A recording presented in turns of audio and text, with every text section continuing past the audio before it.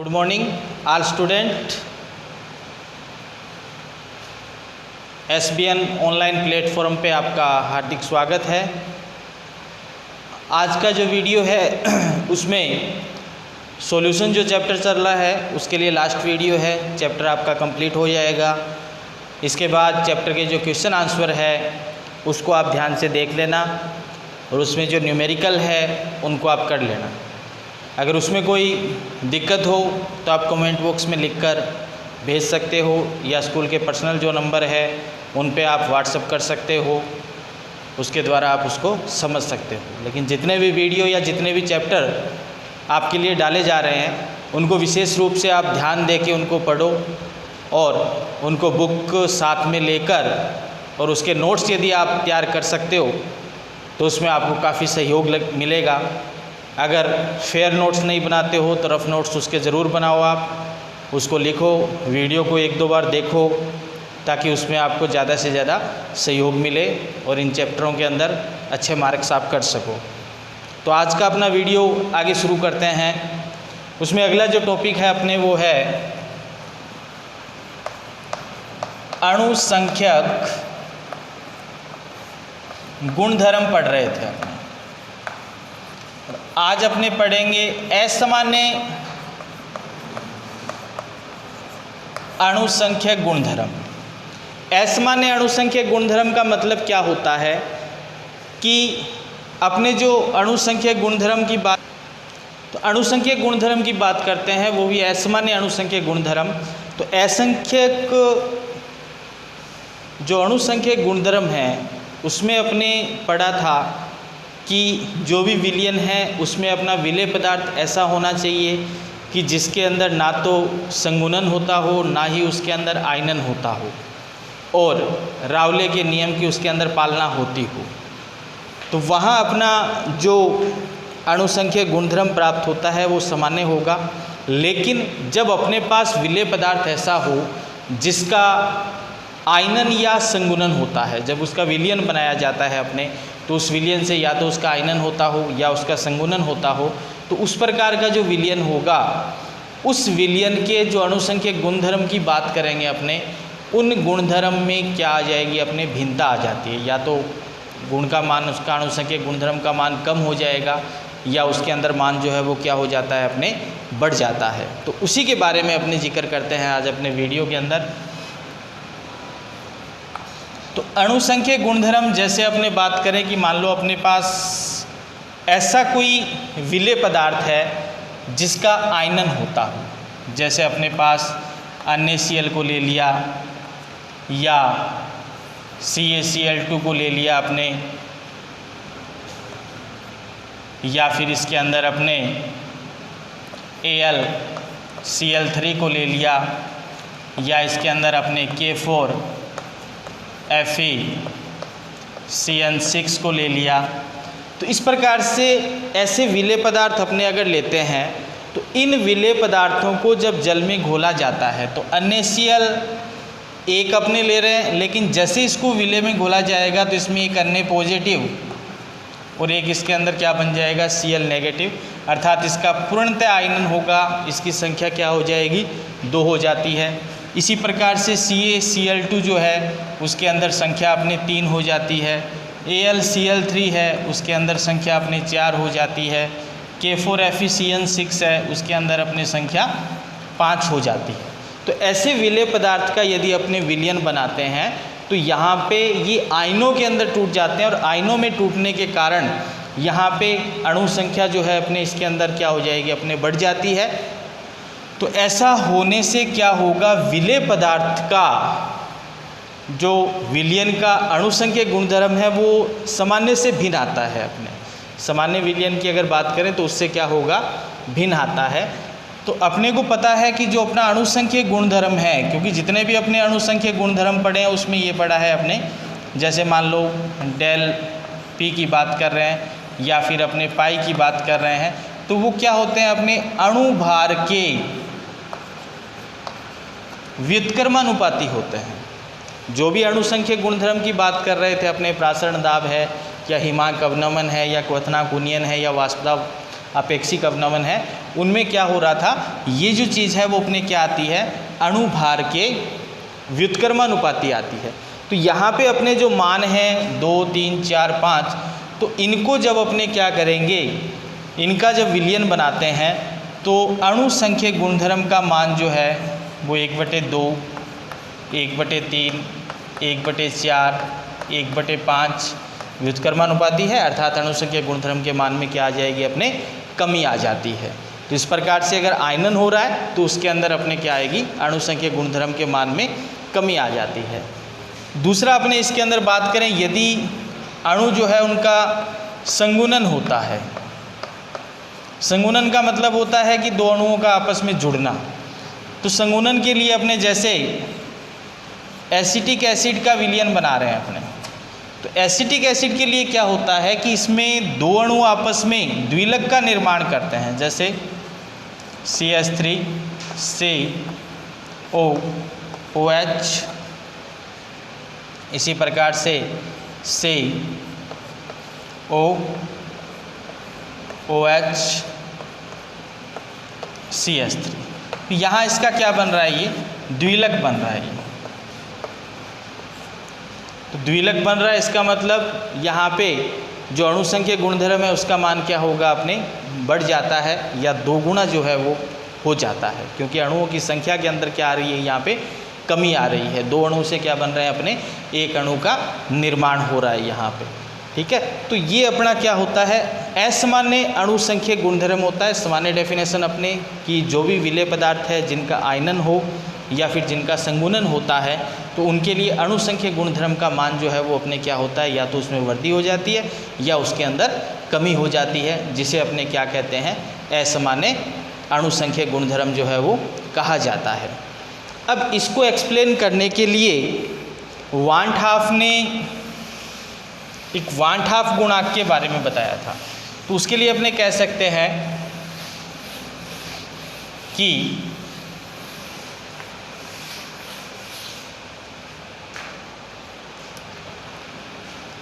किसी विलयन में असामान्य गुणधर्म को एक्सप्लेन करने के लिए, उसे समझाने के लिए वान 't हॉफ गुणांक की बात करते हैं, जिसको I के द्वारा रिप्रेजेंट कर रहे हैं।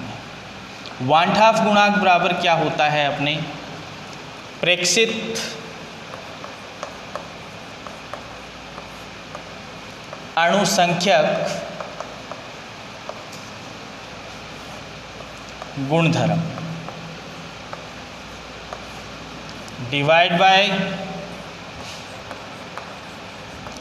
सैद्धांतिक अणु संख्यक गुणधर्म। तो प्रेक्षित अणु संख्यक गुणधर्म का मतलब क्या होता है कि आयनन और वियोजन के पश्चात जो मान अपने को प्राप्त होता है उसको अपने क्या कहा जाता है, प्रेक्षित अणु संख्यक गुणधर्म कहा जाता है। अर्थात आयनन और संगुणन के पश्चात जो मान अपने को प्राप्त होगा उसको क्या कहते हैं, अपने प्रेक्षित मान कहते हैं, और जो उसका वास्तविक जो मान है उसको अपने क्या कहेंगे, सैद्धांतिक मान जो है वो कहा जाता है। इसको अपने इस प्रकार से यहाँ पे लिख सकते हैं, जैसे अपने वाष्पदाब अवनमन की बात कर रहे हैं तो डेल P प्रेक्षित डिवाइड बाय डेल P सैद्धांतिक, अर्थात I का मान जो है वो क्या होगा, अपने वान 't हॉफ गुणांक का मान। ये अपना वान 't हॉफ गुणांक है, डेफिनेशन आ जाती है कई बार इसकी 1 नंबर की। तो वान 't हॉफ गुणांक बराबर क्या होता है, प्रेक्षित अणुसंख्यक गुणधर्म डिवाइड बाय सैद्धांतिक अणुसंख्यक गुणधर्म। तो यहाँ वाष्पदाब अवनमन प्रेक्षित मान है और यहाँ पे वाष्पदाब अवनमन का सैद्धांतिक मान है। इसी प्रकार से क्वथनांक उन्नयन की बात करें, जो कि अपने डेल TB के द्वारा रिप्रेजेंट कर रहे हैं, तो इसका प्रेक्षित मान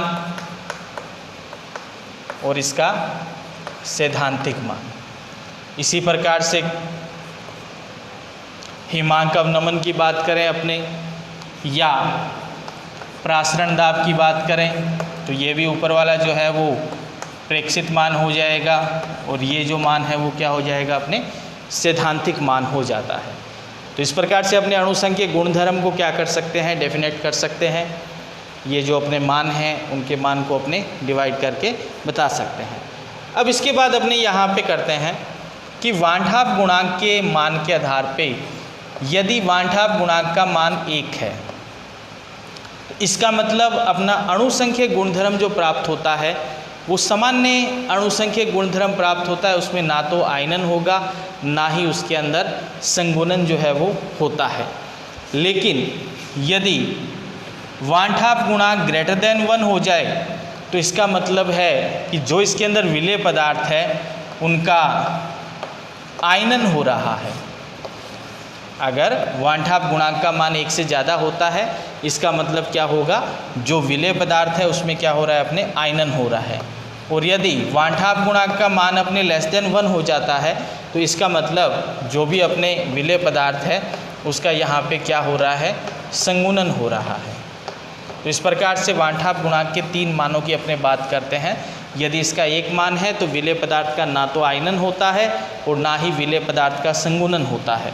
लेकिन जब इसका मान ग्रेटर देन 1 होता है तो यहाँ पे विलेय पदार्थ का जो है वो क्या हो रहा है, आयनन हो रहा है। जब लेस देन होगा तो उसका क्या होता है, अपने संगुणन होता है। तो इस प्रकार से अपने वान हाफ गुणांक को जो है वो एक्सप्लेन जो है वो किया जा सकता है।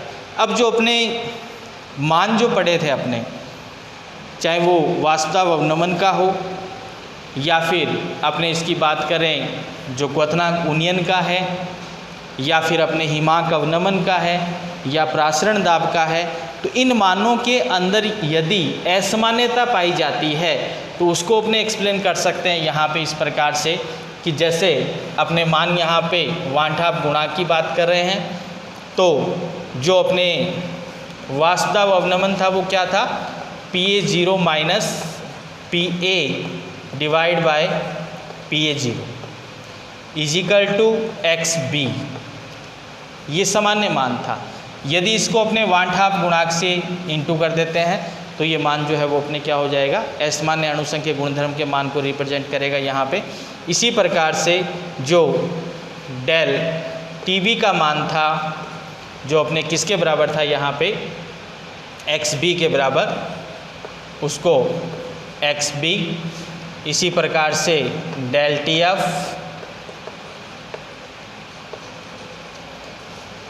और जो XB था उसका मान अपने WV बटे में MV, अगर XB का मान रखें यहाँ पे तो क्या था अपना WV बटे में MV इंटू WA इंटू 1000, इस प्रकार से इसको लिखा जा सकता है अपने, ठीक है।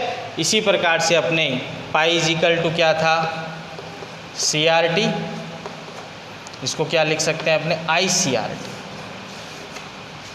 तो ये जो मान है वो अपने क्या है, वान हाफ गुणांक के अनुसार जो अणुसंख्यक गुणधर्म है उनको यहाँ पे क्या कर रहा है, ये रिप्रेजेंट कर रहा है। तो ये अपना टॉपिक जो था वो क्या था, असामान्य अणुसंख्यक गुणधर्म था। इसके बाद अपने जो पढ़ते हैं इसमें वो अपने हैं वान हाफ गुणांक व, इसके बाद अपने अगला जो टॉपिक है इसके अंदर आई वान हाफ गुणांक व आयनन की मात्रा जो अल्फा है इनके मध्य संबंध को बताते हैं अपने।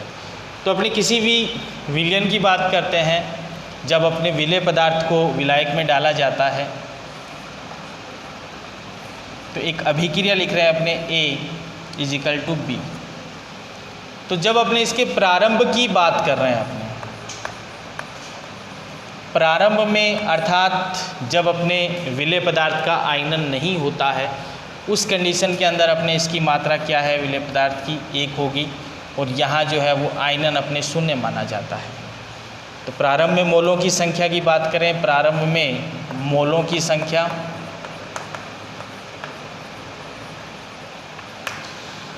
और आयनन के पश्चात जब विलेय पदार्थ का आयनन हो जाता है, अर्थात आयनन के पश्चात अगर बात करें अपने तो इसकी अल्फ़ा मात्रा जो है वो क्या हो जाती है, वियोजित हो जाती है। तो 1 माइनस अल्फ़ा और यहाँ अपने क्या बन जाएगा n अल्फ़ा। तो ये अपने आयनन के पश्चात की मात्रा है 1 माइनस अल्फ़ा और n अल्फ़ा। अब अपने बात करते हैं अपने प्रेक्षित मोलों की संख्या। प्रेक्षित मोलों की संख्या का मतलब क्या है कि जब आयनन हो जाता है उसके पश्चात अपने कितने मोल है विलियन में, तो क्या है अपने एक तो 1 minus alpha plus n alpha. तो जो प्रेक्षित मोलों की संख्या है वो क्या है अपने 1 माइनस अल्फ़ा और n अल्फ़ा जो है वो प्रेक्षित मोलों की संख्या है। अब इसको यदि अपने हल करें तो यहाँ से अल्फ़ा दोनों में कॉमन आ जाएगा और इसके अंदर n माइनस 1 जो है वो रह जाता है अपने। तो इसको ऐसे लिख सकते हैं अपने 1 प्लस अल्फ़ा n माइनस 1। इसको क्या लिख सकते हैं अपने 1 प्लस अल्फ़ा n माइनस 1 लिख सकते हैं अपने। n को इधर ले लिया आपने जो प्लस का मान था और माइनस अल्फ़ा को लास्ट के अंदर अपने रख दिया। तो 1 प्लस अल्फ़ा n माइनस 1 जो है वो यहाँ पे मान आ जाता है। अब अगर अपने सैद्धांतिक मोलों की संख्या की बात करें तो सैद्धांतिक मोलों की संख्या क्या होती है अपने 1 होगी यहाँ पे, और जो अपना वांट हाफ गुणांक का फार्मूला है I इजिकल टू उसमें प्रेक्षित मोलों की संख्या डिवाइड बाय सैद्धांतिक मोलों की संख्या। तो प्रेक्षित मोलों की संख्या क्या है अपनी 1 प्लस अल्फ़ा n माइनस 1 है और सैद्धांतिक मोलों की संख्या क्या है अपने 1 होती है। अब इसको यदि अपने हल करेंगे अपने को मान अल्फ़ा बराबर लाना है तो इसको कैसे लिखेंगे अपने अल्फ़ा बराबर जो ये I है अपने इधर लेके जाएंगे तो I माइनस 1 आ जाएगा, ये प्लस का है माइनस का हो जाएगा क्योंकि दोनों को अगर लिख रहे हैं अपने क्या आएगा, एक बार इधर इसको देख लो I minus 1 alpha n minus 1। तो अल्फ़ा बराबर क्या हो जाएगा,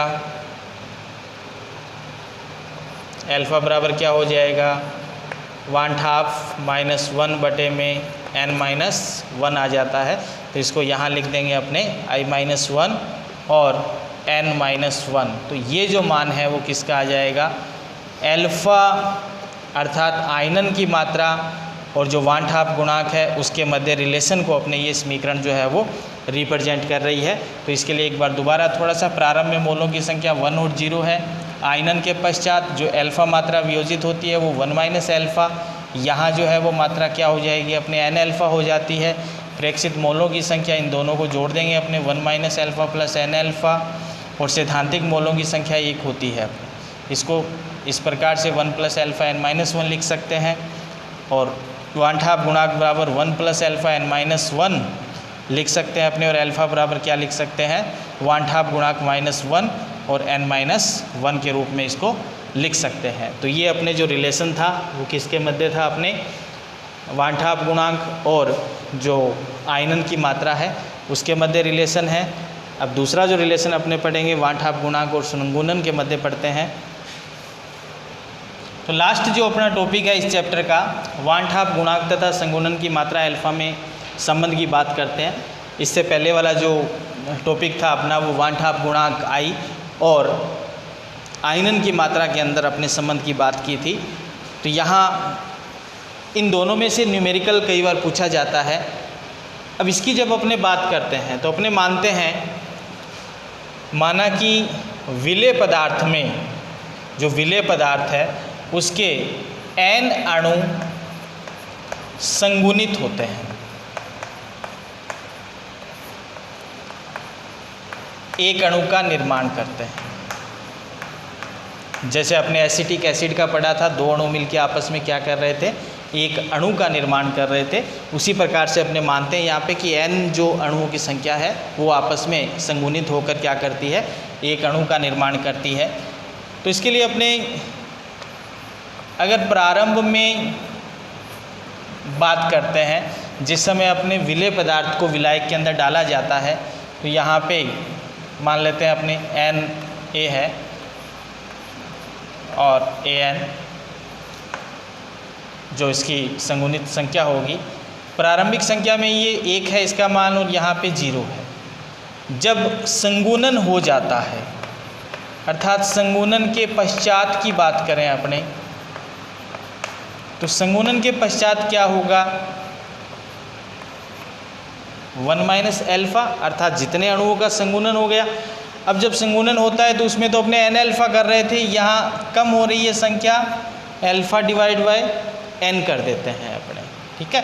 अब इसके अंदर 1 माइनस एल्फ़ा और अल्फ़ा n कब है, संगुणन के पश्चात है।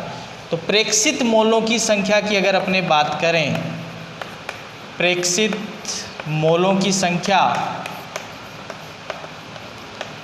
तो प्रेक्षित मोलों की संख्या क्या होती है अपने आयनन या संगुणन के पश्चात जो आयनन हो जाता है, संगुणन हो जाता है, जो मोलों की संख्या आती है उसकी बात कर रहे हैं। तो संगुणन के पश्चात क्या है अपने 1 minus alpha plus alpha divide by n आ जाता है अपने, ठीक है। और सैद्धांतिक मोलों की संख्या अगर बात करें अपने तो क्या होगी, एक सैद्धांतिक मोलों की संख्या की बात करें तो वो क्या होती है, 1 होती है। तो इसके हिसाब से अपने सूत्र के अंदर अगर मान रखें वान हाफ गुणांक is equal to 1 minus alpha plus alpha upon n divide by 1 करेंगे, एक ही बात है इसमें, तो इसको इतना ही रख लेते हैं अपने।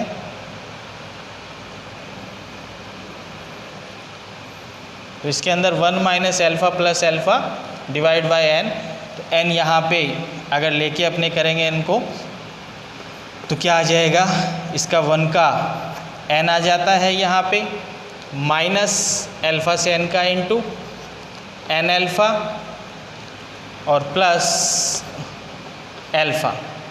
अब इसके डिवाइड में अपने क्या है यहाँ पे n, यहाँ क्या है अपने पास i, i के साथ n को ले आते हैं इधर, आई n इजिकल टू क्या हो जाएगा, n minus n alpha plus alpha, ये अपने इसके अंदर आ जाता है।